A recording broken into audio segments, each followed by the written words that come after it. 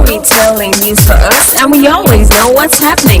We act, we play, we dance, we sing from 9 to 10 on Saturday morning. Youth on the go. Whoa, let's start the show. Youth on the go. Whoa, let's start the show. Let's go, let's go, let's go. TDC Financial Services, we're here for you to help you make your dreams come true. Whether your needs are big or small, we'll support you with them all. TDC Financial Services, we are strong. TDC Financial Services, this is where you belong. TDC Financial Services, where money is made easy. Good morning to all of our radio listeners or viewers via Von Radio's Facebook page and YouTube channel, and welcome to this edition of Youth on the Go here on Von Radio. It is the last Saturday of the month, and we know what happens here on Youth on the Go on the last Saturday of each month. We have our disaster ambassadors with us. I won't introduce you to them just yet, but they are here, they're in the studio, and they are excited to share with you in relation to this month's disaster of focus. Our children have been doing an exceptional job to date, demonstrating their knowledge and sharing with the general public in relation to the various disasters which can come our way. We know that we've seen students from 6 schools to date. We've learned about several potential natural disasters which may affect us here on Nevis.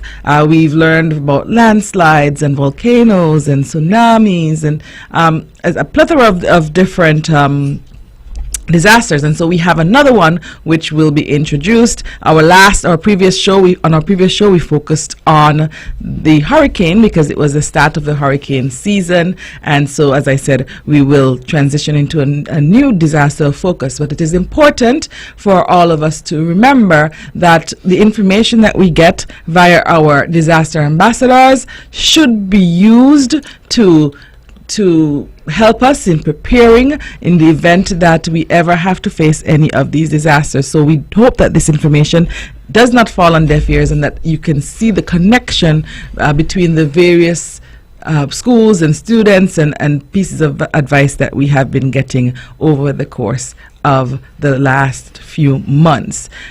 We are indeed honored at the Department of Education to partner with the Nevis Disaster Management Department in this venture, and we know that it gives our students an opportunity to express themselves, to build their confidence, and of course to play their part in contributing to the development of our island, of our nation, and of the world. And so our disaster ambassadors for today will be able to share with you, and we hope that you enjoy the information which is shared and that you find it useful. I think you will. No, I know you will enjoy, and you will find the information very, very useful.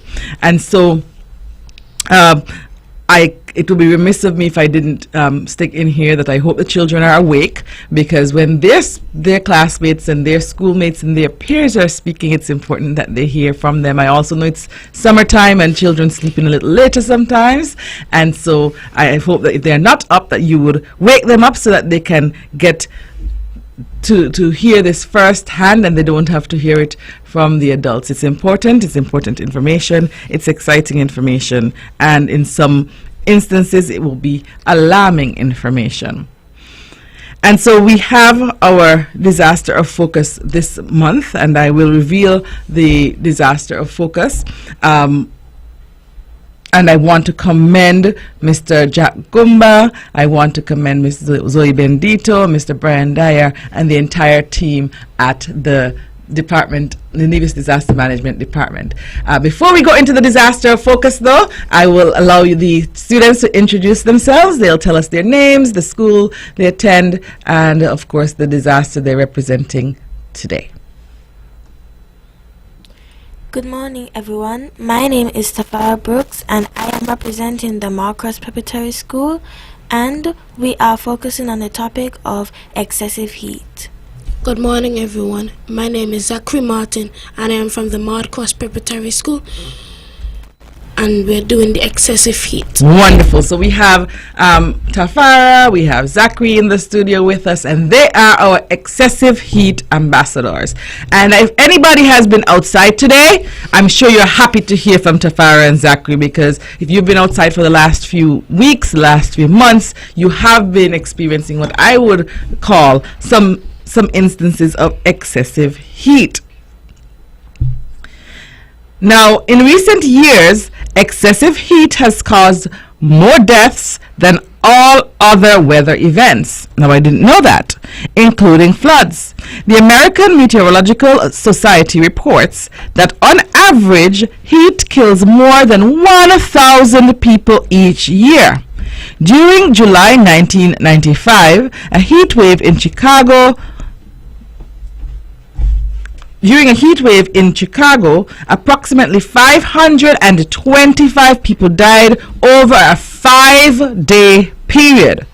Thousands of people were taken to the local hospitals as a result of excessive heat. Climate change is making extreme heat events more frequent, more severe, and last longer. But we can take action to prepare. Prepare now to protect yourself and your loved ones. And so this is part of our thrust to make sure that you are prepared. It is alarming, as the data shows, that excessive heat can lead to death, it can lead to hospitalization, and so we have to take action. So Tafara, before we go any further, explain to the audience, let them know, what is excessive or extreme heat? An extreme heat event is a series of hot days, much hotter than average for a particular time and place. All right. Do you think we're experiencing some excessive heat? Yes, extreme heat? I think we are. I think so too. All right. Okay. So Zach, what are some of the factors that might increase one's risk of developing a heat-related illness? Some factors that might increase your risk of developing a heat-related illness include high levels of humidity, obesity, fever, dehydration, prescription drug use, heart disease, mental illness, poor circulation, and alcohol use. Ooh, all right. And those are a lot. Those are things that most everyone in the population knows somebody who probably has experienced some of these. I mean, sometimes we're sick and we experience a fever, and so that in itself is alarming. If there's excessive heat and you have a fever, you're at higher risk. Okay, Tafara, so let's continue. Who are the persons who are most at risk? Older adults, the very young, and people with mental illness and chronic diseases are at highest risk. All right, Zach, anything to add? However, even young and healthy people can be affected if they participate in strenuous physical activities during hot weather. So that means everybody's at risk in some way or the other. So we have our more vulnerable people, who would be our elderly and maybe our babies or our very, very young children. And then we have our general population who may be at risk for various reasons. And so listen up, everyone. We have a lot more to share as it relates to extreme heat. As I said, if the children are sleeping, wake them up. It's an important topic with some important ambassadors. We have Tafara Brooks and we have Zachary Martin in the studio representing Maud Cross Prep, and they will be here to continue the conversation after this very short break. Sugar City St. Kitts, keep it sweet. Keep listening to Vaughn. It's time, come on, rise and shine. You know, I know, we're gonna have a great time. And now we're past it quickly, you don't wanna miss it. So turn up the radio, it's you on the go. Youth on the go.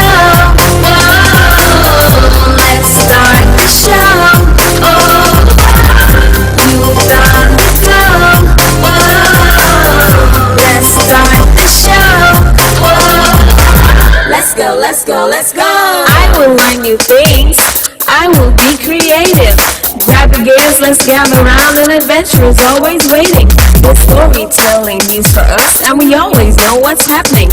We act, we play, we dance, we sing from 9 to 10 on Saturday morning. Youth on the go. Whoa, let's start the show. Youth on the go. Whoa, let's start the show. Let's go, let's go, let's go. Let's go, let's go, let's go, let's go. Good morning. Good morning to everyone listening to Von Radio and to all our viewers via Von Radio's Facebook page and YouTube channel. And welcome to this edition of Youth on the Go here on Von Radio. I am Zahnela Claxton from the Department of Education, and I have some of our rock stars, our superstars, our ambassadors from the Maud Cross Preparatory School, and they are here to share with us on the disaster focus for this month, which is excessive heat. Before the break, we learned a bit about what we would term as excessive or extreme heat. We talked about some of the persons who are at risk, and we learned that most of us have something that would put us at higher risk, whether it be our age or some other condition. Most persons are potentially at risk of becoming ill due to excessive heat. And so because we know who's at risk, because we know what excessive heat or extreme heat is, Tafara, tell the listening audience, how should we stay hydrated? You need to drink enough water to prevent heat illness. An average person needs to drink about 3/4 of a gallon of water daily. You can check that you are getting enough water by noting your urine color. Dark yellow may indicate you are not drinking enough water. Avoid sugary, caffeinated, and alcoholic drinks. If you are sweating a lot, combine water with a snack or a sports drink to replace the salt and minerals you lose in sweat. Talk to your doctor about how to prepare if you have a medical condition or are taking medicines. All right, wonderful. So lots of good advice there from Zach and from Tafara. And once again, they are here. We are here to make sure that all of you are aware of what we can do and how we can mitigate the risks of excessive heat. So what do we do before excessive heat, Tafara? Discuss with members of your household the precautions they should take to stay safe in excessive heat. If your home does not have air conditioning, choose other places you could go to get relief from the heat during the warmest part of the day.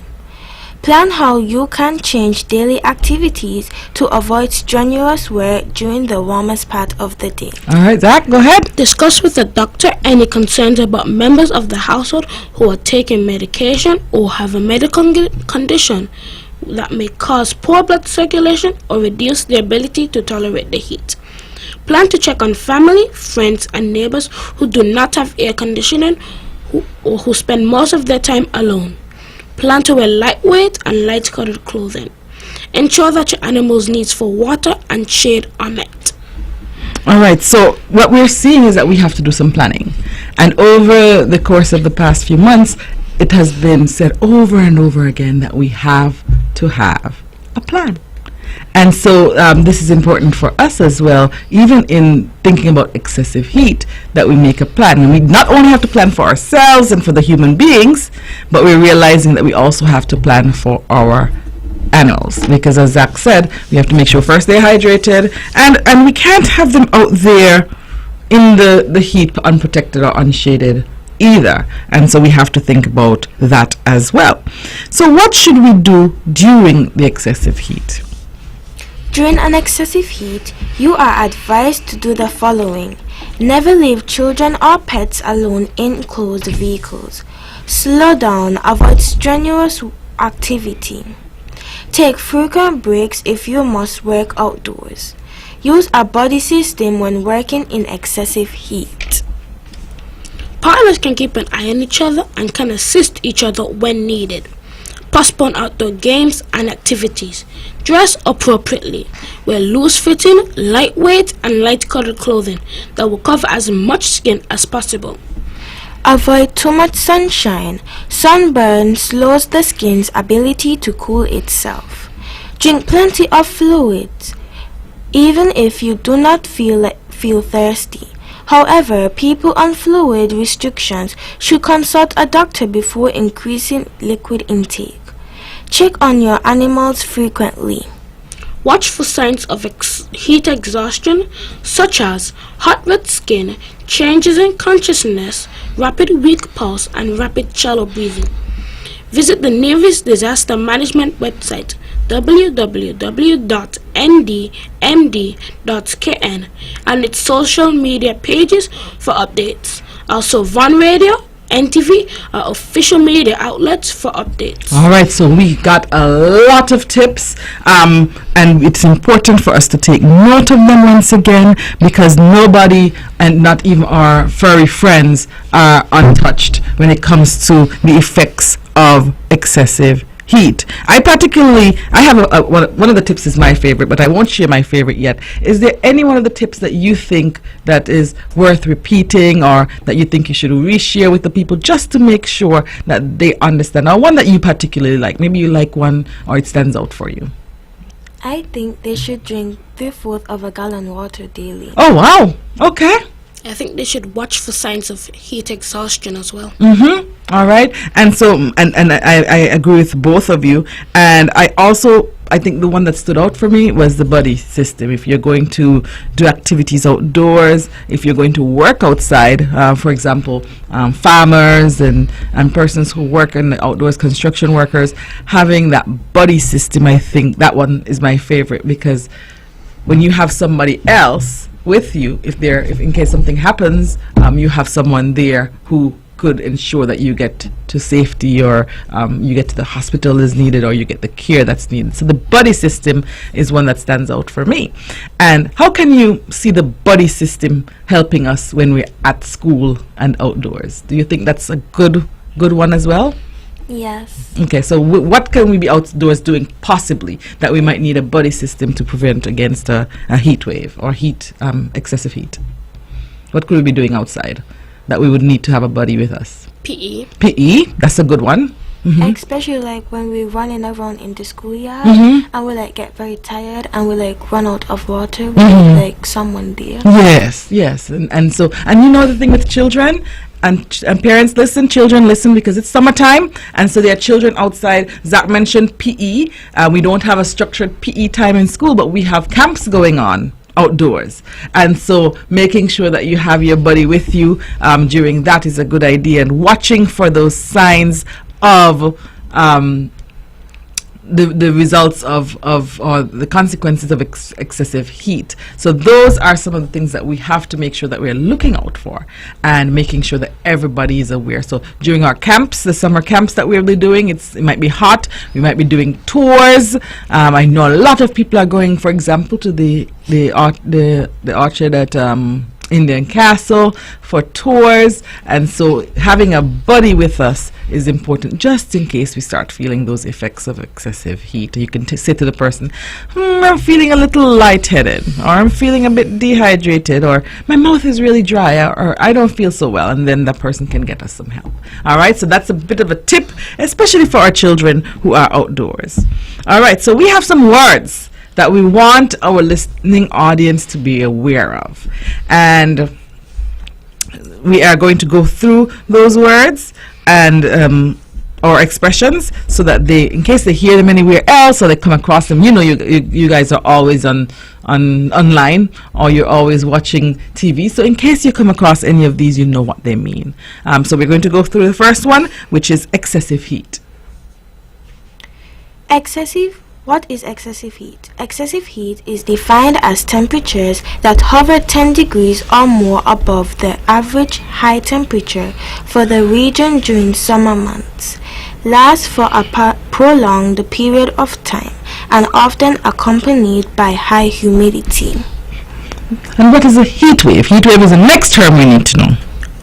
What is a heat wave? A heat wave is a prolonged period of excessive heat, often combined with extreme humidity. All right, so we got excessive heat and we got heat wave, and it just means that with a heat wave, it's not 1 day or 2 days or a short period of time, but it's a longer period of time. What about the heat index? The heat index is the temperature the body feels when the effects of heat and humidity are combined. Exposure to direct sunlight can increase the heat index by up to 15 degrees Fahrenheit. Okay. The next one I've never heard. So listeners, listen up, because I've never heard this next one. Heat cramps. What are heat cramps? Heat cramps are muscular pains and spasms caused by heavy action in high heat. Heat cramps are often the first sign that the body is having trouble with the heat. Have you ever heard of heat cramps before now? No. No? Now I'm starting to wonder. Sometimes I'm walking around and it might be the heat cramp that I'm feeling, so I need to make sure that I'm hydrated a little bit more. All right? What about heat exhaustion?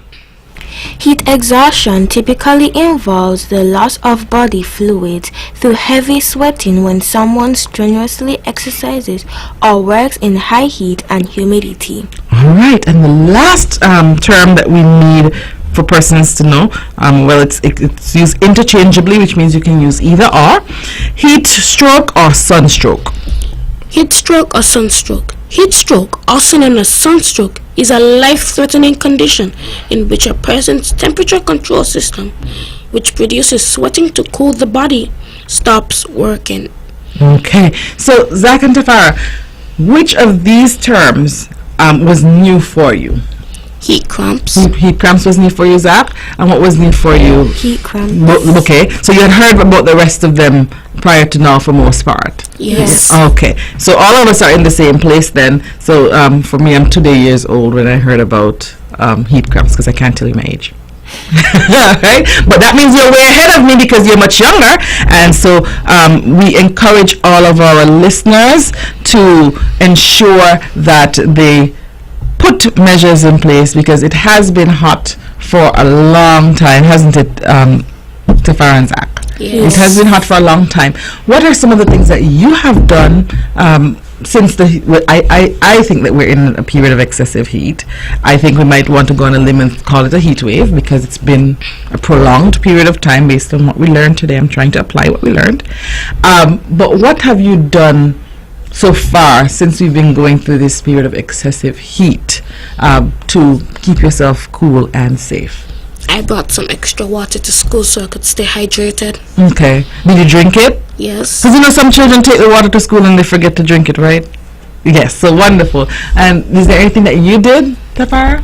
I also took water to school to drink, and when I'm home and I'm feeling a little hot, I also have my fan there, but sometimes it doesn't cool me down, so I go in the freezer and I take out the ice pop. Oh, okay. Okay, so ice pop, and has the ice pop helped to keep you a little cooler? A little bit. Or is it that, you just love the idea of eating the ice pop, which makes you think you're cooler?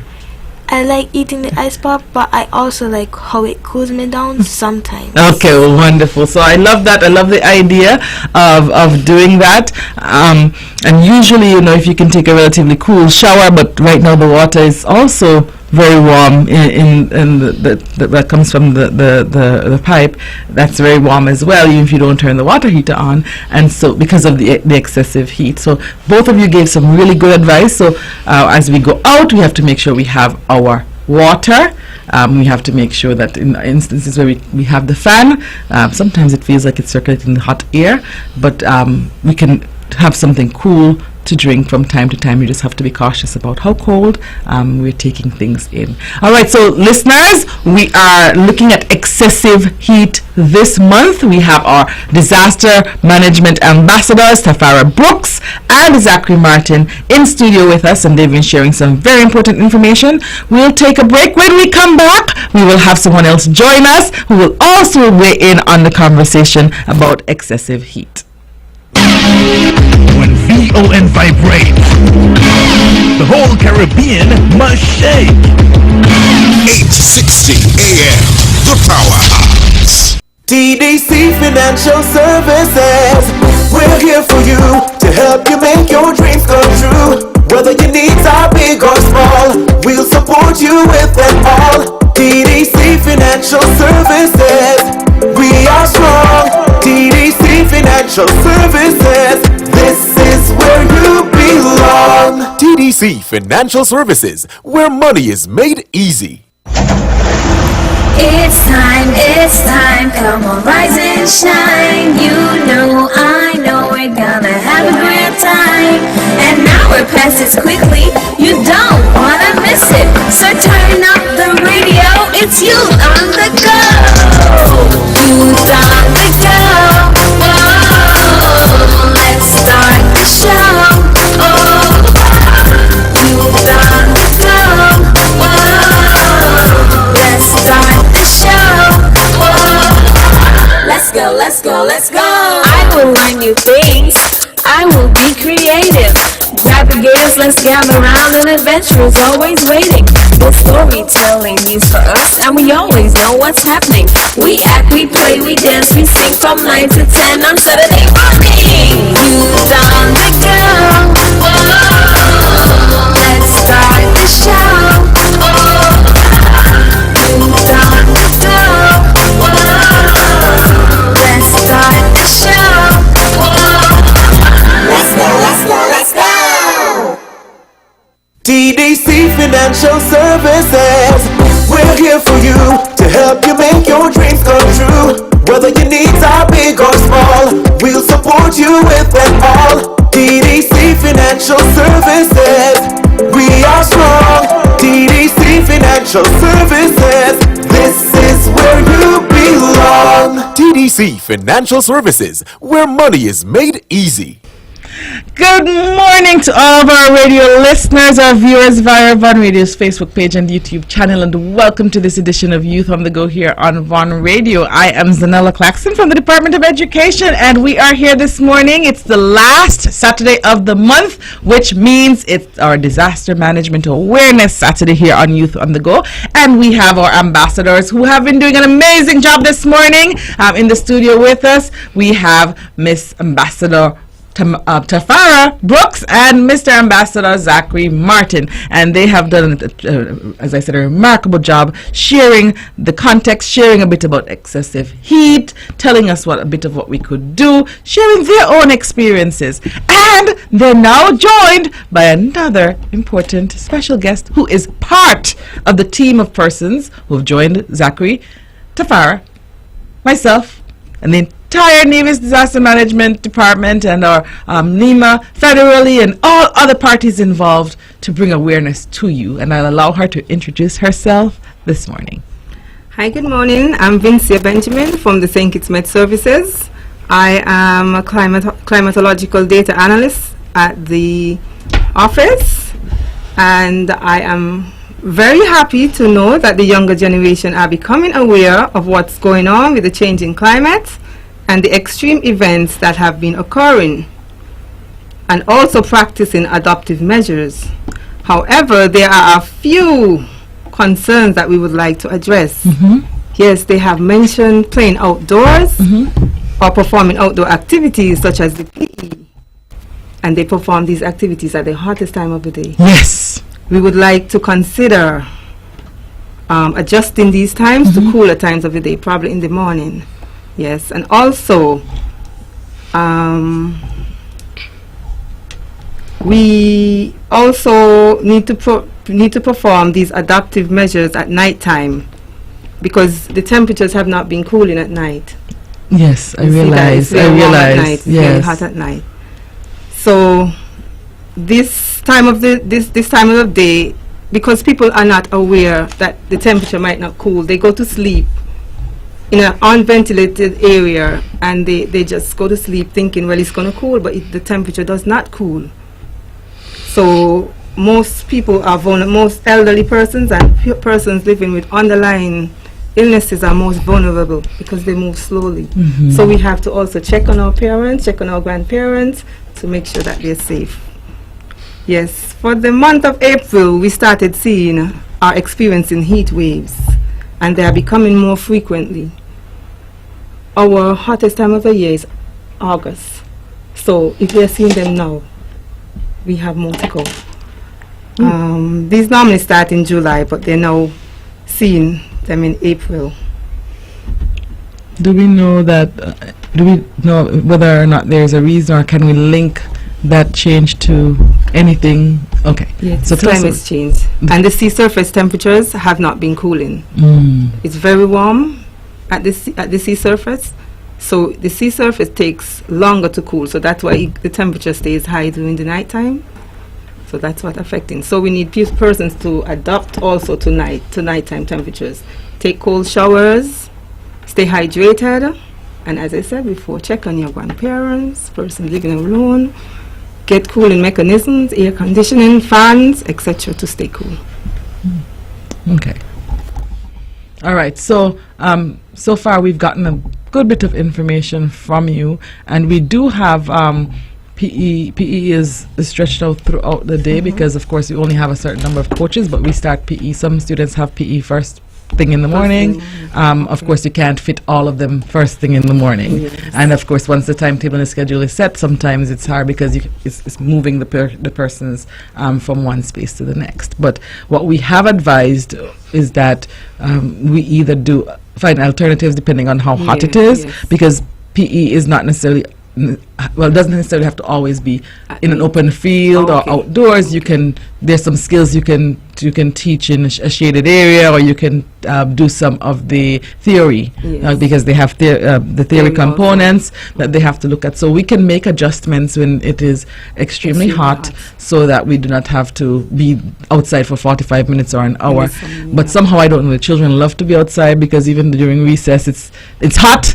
It's very hot, and they seem to just love to be outside. And so, of course, looking at alternatives is always important. Stay hydrated. Let them walk with I think one of them mentioned they walk with 2 bottles. Yeah, the extra water is really good. And sometimes check on other friends that may have asthma or anything. Or they could take breaks. They could go under the shade during their PE sessions, but be mindful of the heat. Yes, be mindful of the heat. And like you said, I was surprised when it started to get so hot so early. And it has been a prolonged period of excessive heat.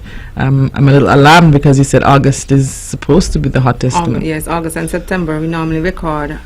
However, we recorded our highest temperature on record in October. That's 34.1 degrees Celsius. In October, but normally it's hottest in August and September. So, based on your experience and your background and what you've seen so far, are you thinking that it will continue to get hot for another couple of months, or what are the projections, or can't you make projections? Well, based on what normally happens, we expect it to get warmer. We do expect it to get warmer during the August, September. So we can prepare now. If you don't have an AC or a fan, try go and get one. And do have water all the time, all day. All right. So, do you have anything else to share, or? Well, we're blaming the heat, excessive heat, on the excess of greenhouse gases in the atmosphere, such as carbon, the CO2 and methane that are trapped in the atmosphere. So because it's trapped in the atmosphere, the heat from the sun doesn't get to escape, so it stays here. And we are living in the tropics where the sun is directly above at this point of the year. So we're feeling the most heat. Some areas it's cool, but for our region it's hot, so we have to stay preparing. We have to adapt constantly. The temperature, they spoke about the let me see what she okay, the temperature, any temperature above 31.8 degrees Celsius at this point is considered a hot day. When it's prolonged or above this temperature for a few days, it's considered a heat wave. So do we have any questions of that? I would like to. I was wondering what would be the effect if you don't take a cold shower at night. Well, your body might stay heated for a time. When you go to sleep, you might sweat excessively, and you don't want to sweat. You want to stay cool, right? So if you can't take a cold shower, you go outside on your landing, drink cold water. You said you take ice pops. Okay, so you do that. Okay, so the point is to try to get your body to be as cool as possible, yes. even during the night. During the night, especially you're going to sleep. Is it normal for us to have the heat during the night? I know that usually in the day it will be hot and then it gets cooler At night. during the night. But recently it has been becoming warmer. As I mentioned, the sea surface temperatures are excessively warm. And the sea surface temperature, the sea surface takes a longer time to cool. So as it takes longer to cool, that influences the sea breeze that comes to the land. So that influences the land temperature at night. So that's why it's so hot. All right. So if based on you said that you monitor the data. Based on what you've seen, what has been our general temperature? I know at this moment. Yeah, a general. Have any of that? Okay. Data? The maximum temperature that we are seeing right now is about 33 point something. Okay. Normally, but we start seeing the heat increase, the hot temperature increasing from 8 a.m. in the morning. 8 a.m. would normally be around 28 degrees Celsius. Now we're seeing 30 degrees Celsius at 8 a.m. in the morning, and this temperature will go up until 5. So at 6, 7, it's still 28, 29 degrees Celsius, so it's very warm. All right. And at any point, if you all have questions, you can come in and ask your questions as well, students. But just before we take a break, we'll take a break in about a minute or two. But just before we take a break, what types of responses? And I know that our behaviors. You talked about climate change.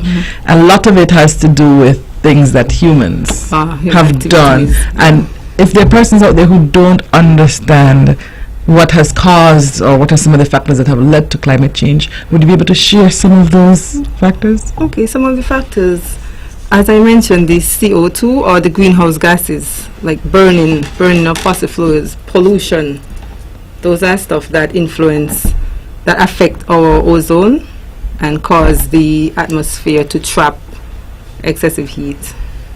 So those are some of the conditions that are causing climate change. In our region, we'll have the heat. We're also seeing, it's not really the topic for today, but we're seeing excessive flooding in areas.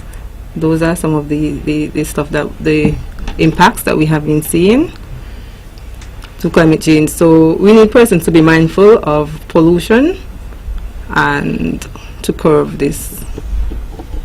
All right, so we thank you for that. We'll take a short break, and when we come back, we'll continue the conversation. And this morning, we are looking at excessive heat. We have our ambassadors in the studio with us here to share, and we will share some more after this short break. From Queen City, Nevis, this is the powerhouse of the Eastern Caribbean, Vaughan Radio. It's time, come on, rise and shine. You know, I know we're gonna have a great time. And now we're past it quickly, you don't wanna miss it. So turn up the radio, it's you on the go. You on the go. Oh, let's start the show. Oh, you on the go. Oh, let's start the show. Let's go, let's go, let's go. I will learn new things. I will be creative. Grab your gears, let's gather around. An adventure is always waiting. The storytelling news for us, and we always know what's happening. We act, we play, we dance, we sing from 9 to 10 on Saturday morning. You on the go. Whoa, let's start the show. Oh, you on the go. Let's start the show. Let's go, let's go, let's go. TDC Financial Services. We're here for you to help you make your dreams come true. Whether your needs are big or small, we'll support you with them all. TDC Financial Services. We are strong. Financial Services. This is where you belong. TDC Financial Services, where money is made easy. All right, welcome back to this edition of Youth on the Go here on Von Radio. It is another beautiful Saturday, and it is the fourth Saturday of the month, which means that we have our disaster ambassadors in the studio with us. And this month we are discussing excessive heat, and we have our ambassadors from the Maud Cross Preparatory School, Mr. Farrah Brooks and Mr. Zachary Martin. We also have with us, and of course she traveled over to be with us this morning, Miss Vincia Benjamin, and she is a climatological data analyst. I think that's a combination of different skill sets that are all very important. So we're going to continue there. We talked about excessive heat and what you're seeing, but we want to know a bit about a climatological data analyst. What does that person do? Okay, so at the Met Services we have a collection of data, like daily data. We collect rainfall, temperature, wind data. Daily data, we go back as far as 1999 with some of our daily data collection. So this data has to be analyzed, looked at. You have to investigate to see what periods were warm, what periods were cool, what periods we had floods, excessive events. So that's what we do with the data. We collect this data and we analyze it, we look at it. We also have to sometimes quality check this data, because it's not myself alone that work. Everyone that work, we produce, we do observations on a daily basis. Every hour we go out, we check the temperatures, we check the cloud cover, we check the humidity, we check for rainfall at the station at the airport. However, we have, and NEFIS also do, we have automatic stations that collect data for us around the region. So this data is very important for farmers, for water services, to track the amount of rainfall one area might have received versus another. So we are good for farming. Areas they can dig for wells. This data is very important. So this is what we do at the office. We all collect the data, but then myself and a few others, we analyze and we produce monthly outlooks that are sent to the disaster management persons that influence the population, that makes decision to influence the population. So that's what, in a nutshell, we do. Were you all aware that we had persons who were doing those things in the Federation? No. All right. I wasn't either. So we're all learning today. We're learning a lot. And persons like Miss Benjamin are playing a very important role. So Miss Benjamin, if yes. I think it might be a little late for me, but if the ambassadors wanted to come to join your field and become data analysts, what are some of the subject areas that they would have to, or what's the proposed pathway? How do they get to that point? Yes, I'm happy you asked the question, because we need persons. Most people are not aware of Met Services, meteorologists, climatologists, forecasts. Most people tend to go to business areas. So becoming a professional in my field, they would have to start with the maths, the basic subject, maths, English, geography. They need physics.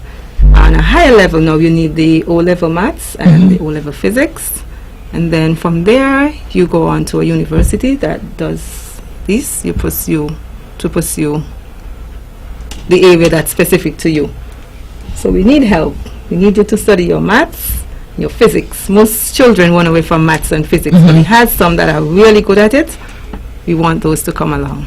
All right, wonderful. So what was your area of specialization? Well, I started out as an observer. As we said, we take regular checks. It's like a nurse that come and checks a patient every hour, check for temperatures. But we do that for the atmosphere. We have instruments located around the area, so we will go and check. Our station is at the airport, the RLB International Airport. So we will go, we will check the temperature at this time of the day, or the hour, the cloud cover, the rainfall, the pressure, the wind speed and direction. We check those. We also check for significant weather, because we're working at Scaspa ANC Port Authority. We do that also for aviation purposes, so the aircraft can land and take off safe. However, in the background, we also do forecasting. We also do the climatological area. So because we collect the data, we have to check the data every hour for the aircraft. Now we use that data and we have that data there, so don't we analyze it. No, good. And okay. So do you, for speaking on behalf of yourself, were you stronger at the mathematics area, or were you stronger in the physics or the geography, or is combination? I'll say geography. I'm not too strong in the maths, but once you practice and you constantly practice, you'll get good at it. I'm not very strong, but data analyst is like calculation, and we also have programs that we use that you can add the data to, and you will bring out maps, charts, etc. for you to analyze. But you have to learn those programs also. All right. You have to stay in school, be educated, and be smart, and join the office. Join the office. Any questions for? I have a question. How do you think why we're feeling so hot? Why we're feeling so hot? Well, it's the summertime. The summer is normally hot, but it's as I said, it's being excessively hot because of what's happening in the climate. The climate is changing. We have influence from the CO2, and this is the time of the year when it's hot, but the outside influence is making it extremely hot. Some days we don't have a strong wind, because if it's hot and the wind is coming, the wind is blowing, it would be cool, or that can take away some of the heat. But it has some days when it's no wind is blowing. You have days when you're in a concrete area, like in town. We have concrete roads, we have concrete buildings around, and they hold the heat. And you walk into town, you will be extremely hot. Probably somebody that lives in the mountain area or close to trees would be cooler, but the heat is more significant during in a built-up area. All right. Any other questions? Tafara has another one. Is it true that the ozone layer has holes in it because of us? Well, because of the influence of the greenhouse gases, they create holes there. And that probably is contributing to the heat as well. Yeah. So it's back to our behavior and habit. And I remember when I was younger, we often talked about this will happen in the future. It will happen in the future, and you're seeing it happening more and more. So that's a very good question. So we need persons to curb their activities, but we get so accustomed to driving cars. We don't want to walk anymore. The exhaust from the cars, everyone contributing.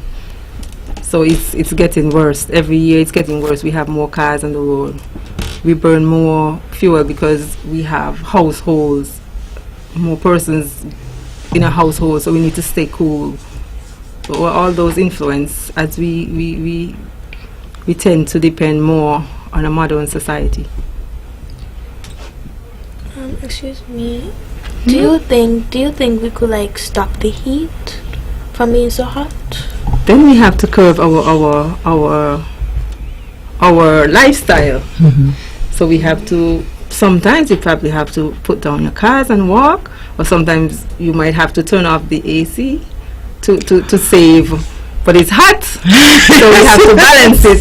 So there's a balance. Yes. To save electricity, because at the electricity company they will burn fuel, and it gives us an exhaust also that affects the ozone layer. So we have to have a balance. We have to do a balance to curb the increase in heat. Wow. And so probably we need some solar panels. It's hot, and if we want to cut down on the greenhouse gases and on the fossil fuels, the effects of fossil fuels, perhaps we need to look into some solar paneling. Yes. And you know what solar panels are? Yes. Okay, wonderful. What about electric cars? Electric cars.